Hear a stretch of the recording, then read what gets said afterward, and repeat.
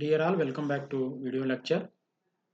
ಕಳೆದ ಕ್ಲಾಸ್ನಲ್ಲಿ ನಾವು ಈ ಸೂಚ್ಯಾಂಕಗಳ ಬಗ್ಗೆ ಸಾಕಷ್ಟು ಮಾಹಿತಿಯನ್ನು ತಿಳ್ಕೊಂಡಿದ್ದೀವಿ. ಸೂಚ್ಯಾಂಕಗಳಂದರೆ ಏನು, ಸೂಚ್ಯಾಂಕಗಳನ್ನು ಹೇಗೆ ರಚನೆ ಮಾಡಬೇಕು, ಅದೇ ರೀತಿ ಈ ಸೂಚ್ಯಾಂಕಗಳ ಗೆ ಸಂಬಂಧಪಟ್ಟ ಹಾಗೆ ಒಂದು ಎರಡು ಮೂರು ಲೆಕ್ಕಾಚಾರಗಳನ್ನು ಸಹ ನಾವು ಸಾಕಷ್ಟು ನೋಡಿದ್ದೇವೆ. ಸೊ ಹಾಗಾಗಿ ಇವತ್ತಿನ ಕ್ಲಾಸಲ್ಲಿ ನಾವು ಅದರ ಮುಂದುವರಿದ ಭಾಗವಾದಂತಹ ಈ ಹಣದ ಮೌಲ್ಯ ಸಿದ್ಧಾಂತ, ಅಂದರೆ ಹಣಕ್ಕೆ ಸಂಬಂಧಪಟ್ಟಾಗಿರುವಂತಹ ಒಂದು ಎರಡು ಸಿದ್ಧಾಂತಗಳನ್ನು ಅಧ್ಯಯನ ಮಾಡಬೇಕಾಗಿದೆ. ಆ ಸಿದ್ಧಾಂತಗಳನ್ನ ಇವತ್ತಿನ ಕ್ಲಾಸಲ್ಲಿ ನಾವು ಅಧ್ಯಯನ ಮಾಡ್ತಾ ಹೋಗೋಣ.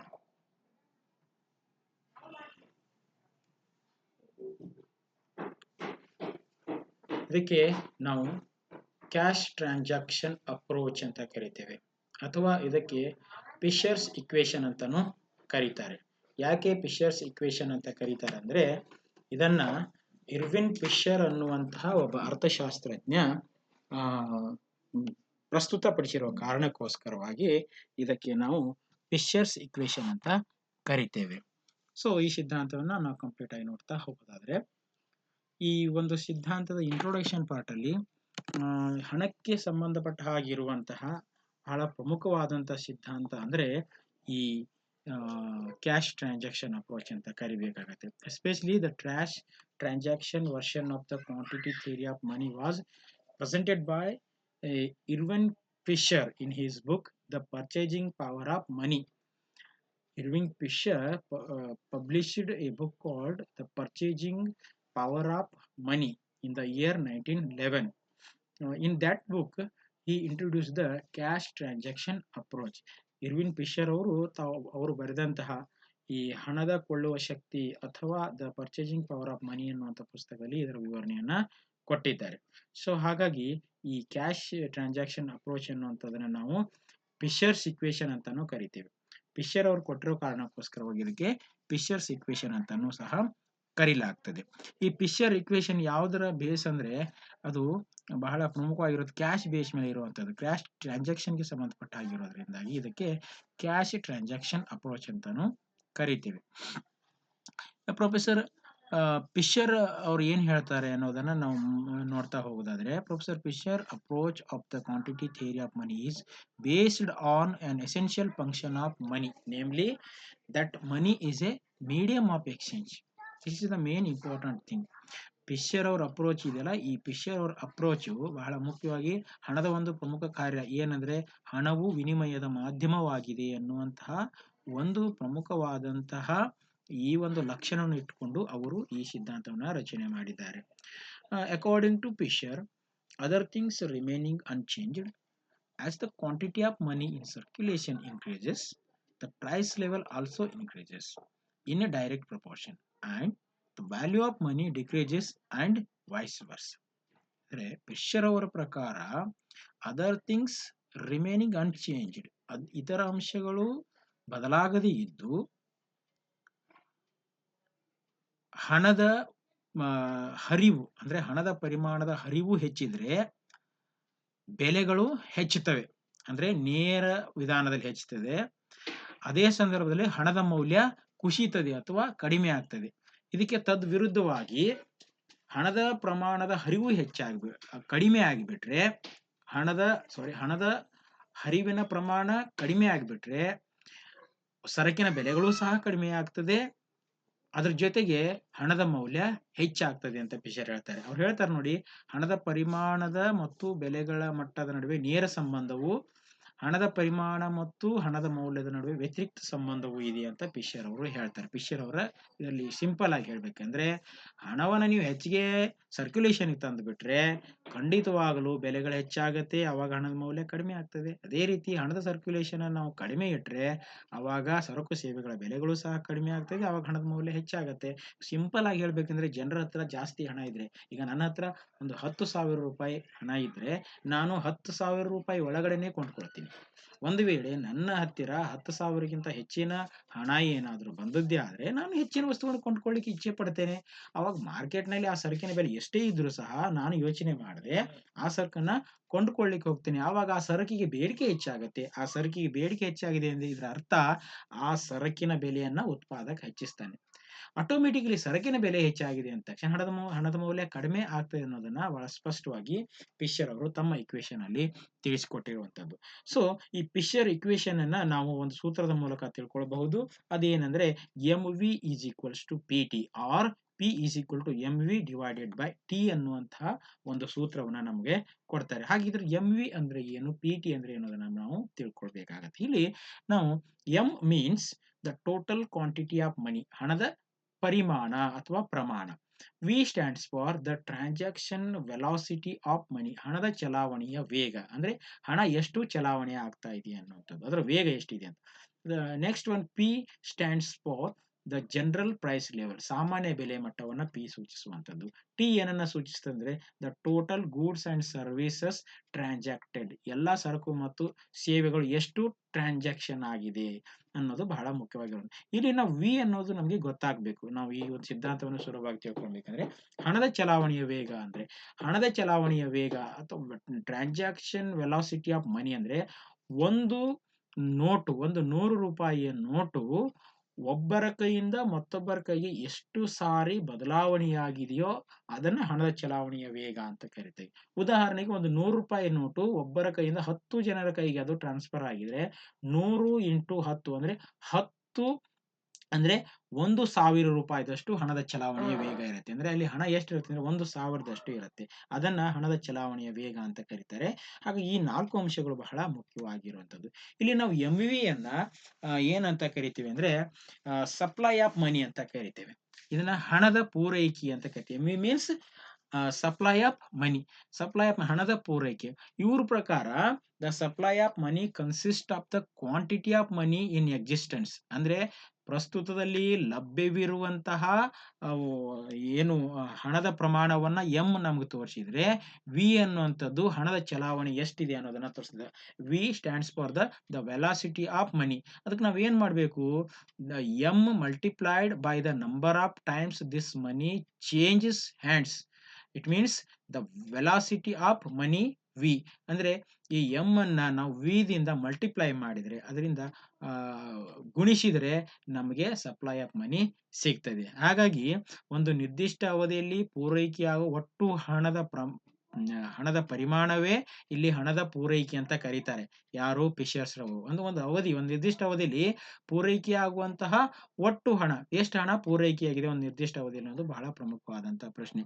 ಇಲ್ಲಿ ಹಣದ ಒಟ್ಟು ಮೊತ್ತ ಏನ್ ಸೂಚಿಸ್ತದೆ ಅಂದ್ರೆ ಹಣದ ಒಟ್ಟು ಮೊತ್ತವು ಸಾರ್ವಜನಿಕರ ಬಳಿ ಇರುವಂತಹ ನೋಟುಗಳು ಮತ್ತು ನಾಣ್ಯಗಳು ಹಾಗೂ ಬ್ಯಾಂಕ್ ಠೇವಣಿಯನ್ನು ಒಳಗೊಂಡಿರುತ್ತದೆ. ಇಲ್ಲಿ supply of money according to Irving Fisher, supply of money is ಏನಂದ್ರೆ ಅದು it is the currency notes and coins in the hand of public and deposits in banks ಅಂತ ನಾವು ಕರಿತೀವಿ. ಬ್ಯಾಂಕ್ ನಲ್ಲಿ ಇರುವಂತಹ ಡೆಪಾಸಿಟ್ಗಳು ಮತ್ತು ಜನರ ಬಳಿ ನೋಟು ಮತ್ತು ನಾಣ್ಯಗಳನ್ನ ಹಣದ ಪೂರೈಕೆ ಅಂತ ನಾವು ಕರಿತೇವೆ.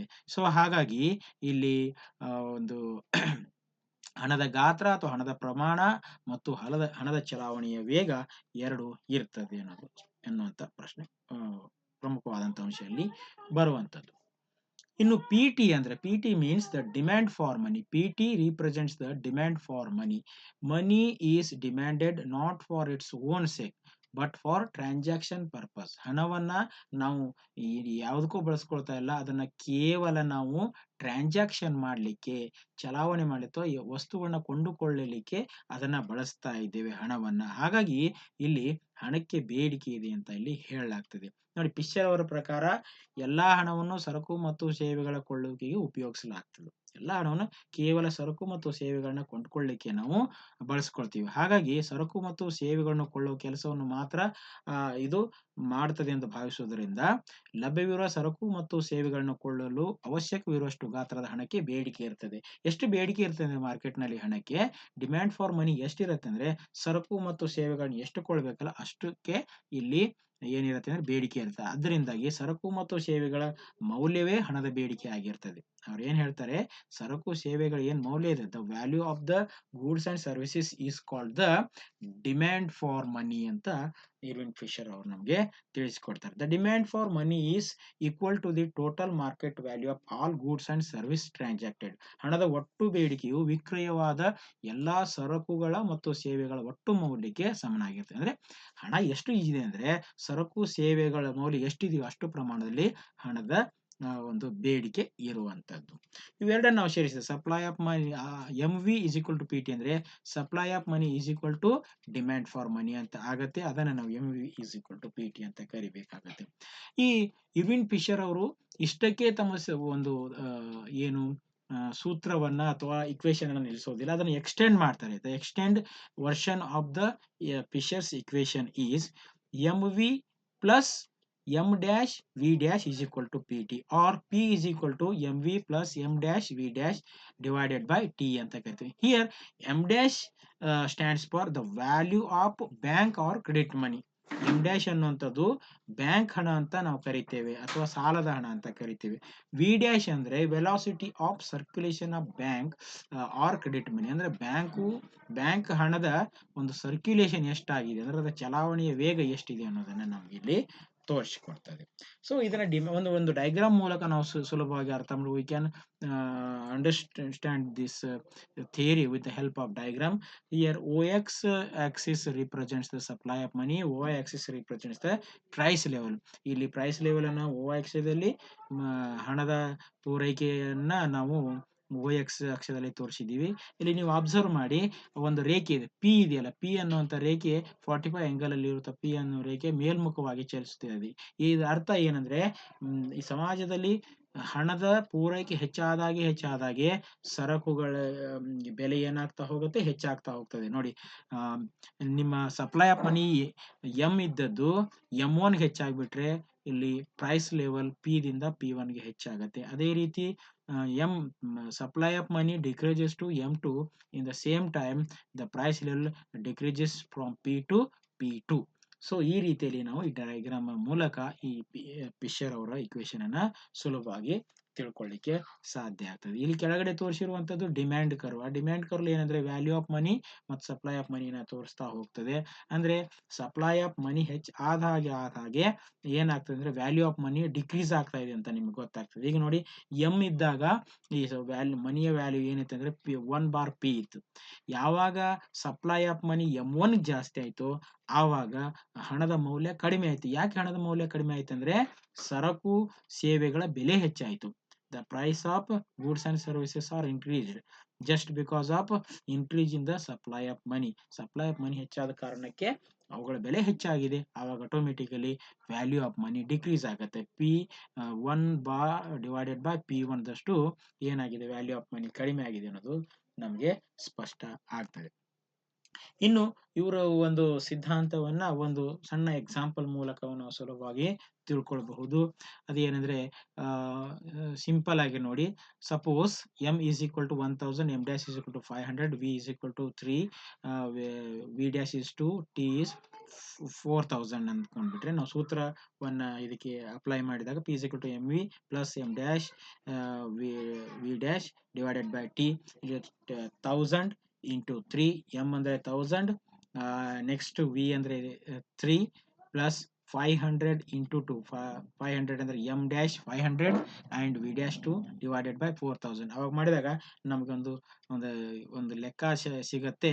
ಪ್ರೈಸ್ ಎಷ್ಟಾಗತ್ತೆ ಅಂದ್ರೆ ಈಗ p is equal to 1 per good ಅಂದ್ರೆ ಪ್ರತಿ ವಸ್ತುವಿನ ಬೆಲೆ ಎಷ್ಟಾಗತ್ತೆ, ₹1 ಆಗ್ತದೆ ಅನ್ನೋದನ್ನ ನಾವು ಸುಲಭವಾಗಿ ತಿಳ್ಕೊಳ್ಳಿಕ್ಕೆ ಸಾಧ್ಯ ಆಗ್ತದೆ.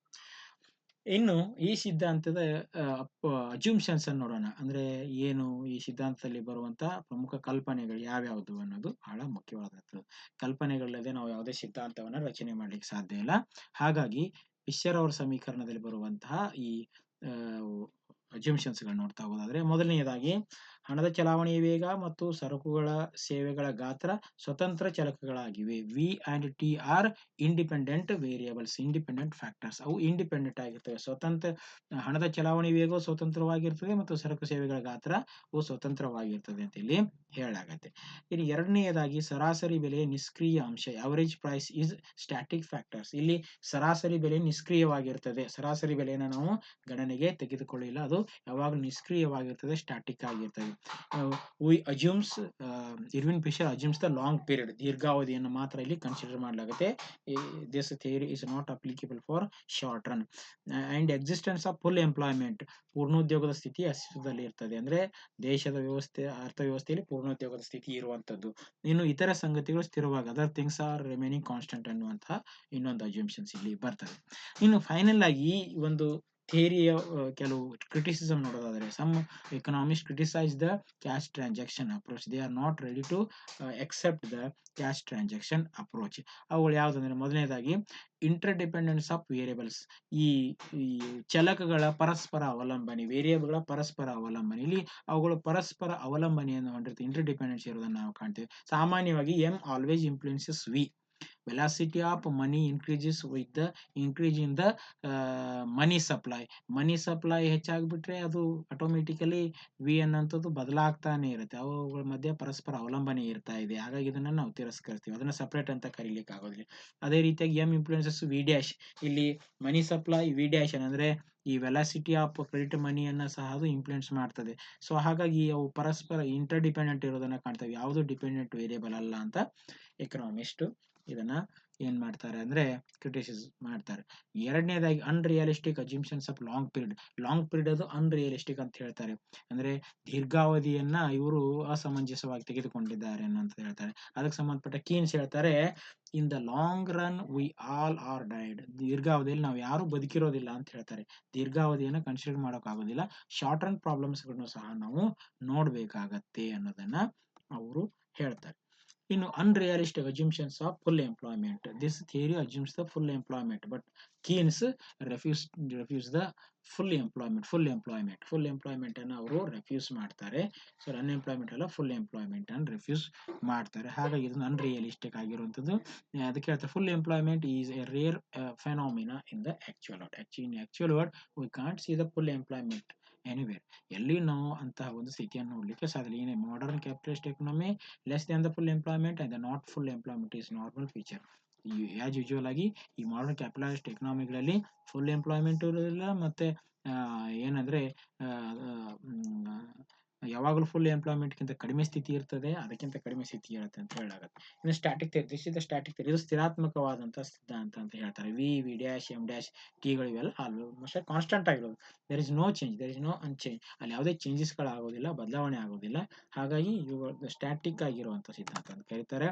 ಇನ್ನು ಟೆಕ್ನಿಕಲಿ ಕನ್ಸಿಸ್ಟೆನ್ಸಿ, ಇಲ್ಲಿ ತಾಂತ್ರಿಕವಾಗಿ ಅಸಮಂಜಸತೆ ಇರುವುದನ್ನು ನಾವು ಕಾಣ್ತೇವೆ. ಅಂದ್ರೆ ಎಂ ಮತ್ತು M and V are non comparable factors and can't be multiplied together. M V is equal to P T ಅಂತ ಕರಿತೀವಿ. ಎಂ ವಿ ಅನ್ನು ನಾವು ಮಲ್ಟಿಪ್ಲೈ ಮಾಡ್ತೇವೆ, ಬಟ್ ಅವು ಮಲ್ಟಿಪ್ಲೈ ಮಾಡ್ಲಿಕ್ಕೆ ಸಾಧ್ಯ ಇಲ್ಲ ಅಂತ ಕೆಲವು ಜನ ಹೇಳ್ತಾರೆ. ಸೊ ಹಾಗಾಗಿ ಈ ಟೆಕ್ನಿಕಲ್ ಇನ್ಕನ್ಸಿಸ್ಟೆನ್ಸಿ ಇರೋದನ್ನ ನಾವು ಕಾಣ್ತೇವೆ. ಇನ್ನು fails to explain the trade cycle. ಇದು ಈ ವ್ಯಾಪಾರ ಚಕ್ರಗಳನ್ನ ಎಕ್ಸ್ಪ್ಲೇನ್ ಮಾಡೋದ್ರಲ್ಲಿ, ವಿವರಿಸೋದ್ರಲ್ಲಿ ಏನು ತನ್ನ ಪ್ರಾಮುಖ್ಯತೆಯನ್ನು ಪಡ್ಕೊಂಡಿಲ್ಲ. ಟ್ರೇಡ್ ಸೈಕಲ್ ಬಗ್ಗೆ ಇದು ಏನನ್ನೂ ಹೇಳ್ತಾ ಇಲ್ಲ. ಟ್ರೇಡ್ ಸೈಕಲ್ ಅನ್ನ ಇದು ಮರ್ತಿರೋ ಹಾಗೆ ಕಾಣ್ತದೆ ಅಂತ ಹೇಳ್ತಾರೆ. Ignore the other determinants of price. ಬೆಲೆಯ ಮಟ್ಟದ ಇತರ ಅಂಶಗಳನ್ನ ನಾವಿಲ್ಲಿ ನೆಗ್ಲೆಕ್ಟ್ ಮಾಡಿದೀವಿ. ಅಂದ್ರೆ ಇನ್ಕಮ್ ಆಗಿರ್ಬೋದು, ಎಕ್ಸ್ಪೆಂಡಿಚರ್ ಆಗಿರ್ಬೋದು, ಇನ್ವೆಸ್ಟ್ಮೆಂಟ್ ಆಗಿರ್ಬೋದು, ಸೇವಿಂಗ್, ಕನ್ಸಂಪ್ಷನ್, ಪಾಪ್ಯುಲೇಷನ್, ಇವುಗಳನ್ನ ನಾವು ಗಣನೆಗೆ ತೆಗೆದುಕೊಳ್ಳದೆ ಸಡನ್ ಆಗಿ ಪ್ರೈಸ್ಗಳು ಇನ್ಕ್ರೀಸ್ ಆಗುತ್ತೆ ಅನ್ನುವಂತಹ ಒಂದು ಸಿದ್ಧಾಂತದಲ್ಲಿ ನಾವಿರ್ತೀವಿ. ಹಾಗಾಗಿ this theory ignores the importance of the many other determinants of prices such as income, expenditure, investment, savings, consumption, population. 9th, fail to integrate the monetary theory with price theory. ಇದು ಹಣದ ಒಂದು ಸಿದ್ಧಾಂತದೊಂದಿಗೆ ಬೆಲೆಯ ಸಿದ್ಧಾಂತವನ್ನ ಕೂಡಿಸುವುದರಲ್ಲಿ ವಿಫಲ ಆಗಿದೆ ಅಂತ ಹೇಳ್ತಾರೆ. ಇವುಗಳನ್ನೆರಡು ಇದು ಸಪರೇಟ್ ಮಾಡಿ ತೋರಿಸುವಂತ ಕೆಲಸವನ್ನ ಮಾಡಿರುವಂತದ್ದು. And money is a store of value ignored. ಹಣವು ಒಂದು ಏನು ಮೌಲ್ಯ ಸಂಗ್ರಹದ ಸಾಧನ ಅನ್ನುವಂಥ ಇನ್ನೊಂದಿದೆ. ಹಣ ಯಾವಾಗಲೂ ಸ್ಟೋರ್ ಮಾಡಿ ಇಡ್ಲಿಕ್ಕೆ ಅವಕಾಶ ಇದೆ. ನಾವು ಬೇರೆ ಬೇರೆ ಫಾರ್ಮ್ಸ್ಗಳಲ್ಲಿ ಹಣವನ್ನು ಸ್ಟೋರ್ ಮಾಡಿಡಬಹುದು. ಆದರೆ ಇದು ಹೇಳ್ತದೆ ಹಣವು ಏನಾಗ್ತದೆ ಅಂದ್ರೆ ಒಂದು ಏನ್ ಮಾಡತ್ತೆ ಇದು ವಿನಿಮಯ ಮಾಧ್ಯಮ ಅಂತ ಮಾತ್ರ ಅಜ್ಯೂಮ್ ಮಾಡ್ಕೊಳ್ತದೆ, ಅದು ಸ್ಟೋರ್ ಅಂತ ಅಜ್ಯೂಮ್ ಮಾಡ್ಕೊಳ್ಳೋದಿಲ್ಲ ಅನ್ನುವಂಥದ್ದು ಬರ್ತದೆ. ಸೊ ಈ ರೀತಿಯಲ್ಲಿ ಇರ್ವಿನ್ ಫಿಶರ್ ಅವರು ತಮ್ಮ ಹಣದ ಪರಿಮಾಣ ಸಿದ್ಧಾಂತವನ್ನು ಎಕ್ಸ್ಪ್ಲೇನ್ ಮಾಡುವಾಗ ನಗದು ಹಣದ ವ್ಯವಹಾರದ ಸಿದ್ಧಾಂತವನ್ನ ನಮಗೆ ತಿಳಿಸುವಂತ ದೃಷ್ಟಿಕೋನದಲ್ಲಿ MV ಮತ್ತು PT ಗೆ ಹೆಚ್ಚು ಮಹತ್ವವನ್ನ ಕೊಟ್ಟಿದ್ದಾರೆ ಅಂತ ಹೇಳಿ ಕೆಲವು ಜನ ಅರ್ಥಶಾಸ್ತ್ರಜ್ಞರು ಇದನ್ನ ಟೀಕೆ ಮಾಡ್ತಾರೆ. ಹಾಗಾಗಿ ಈ ನಮ್ಮ ಬೇರೆ ಬೇರೆ ಅರ್ಥಶಾಸ್ತ್ರಜ್ಞರ ಟೀಕೆಗಳು ಏನೇ ಇದ್ದರೂ ಸಹ ಅರ್ಥಶಾಸ್ತ್ರದಲ್ಲಿ ಇದಕ್ಕೆ ತನ್ನದೇ ಆದಂತಹ ಮಹತ್ವ ಇರೋದನ್ನು ನಾವು ಕಾಣ್ತೇವೆ. ಸೊ ಹಾಗಾಗಿ ಇರ್ವಿನ್ ಫಿಶರ್ ಅವರ ಸಿದ್ಧಾಂತವನ್ನ ನಾವು ಅಲ್ಲಗಳೆಯಲಿಕ್ಕೆ ಸಾಧ್ಯ ಇಲ್ಲ. ಅದು ಆಗಿನ ಹಿಂದಿನ ಕಾಲದಲ್ಲಿ ಬಹಳಷ್ಟು ಪ್ರಮುಖವಾದಂತಹ ಪಾತ್ರವನ್ನು ವಹಿಸಿತ್ತು. ಇದು ಹಣದ ಮೌಲ್ಯವನ್ನ ಹೇಗೆ ನಿರ್ಧಾರ ಮಾಡಬೇಕನ್ನುವಂಥ ಅಂಶವನ್ನ ನಮಗೆ ಸ್ಪಷ್ಟವಾಗಿ ತಿಳಿಸಿಕೊಡ್ತದೆ ಅನ್ನೋಂಥದ್ದು ಬಹಳ ಪ್ರಮುಖವಾದಂತಹ ವಿಷಯ. ಇಷ್ಟು ಇವತ್ತಿನ ಈ ಕ್ಯಾಶ್ ಟ್ರಾನ್ಸಾಕ್ಷನ್ ಅಪ್ರೋಚ್ ಬಗ್ಗೆ. ಮುಂದಿನ ಸಿದ್ಧಾಂತವನ್ನು ಮುಂದಿನ ವಿಡಿಯೋದಲ್ಲಿ ನಾವು ಅಧ್ಯಯನವನ್ನು ಮಾಡೋಣ.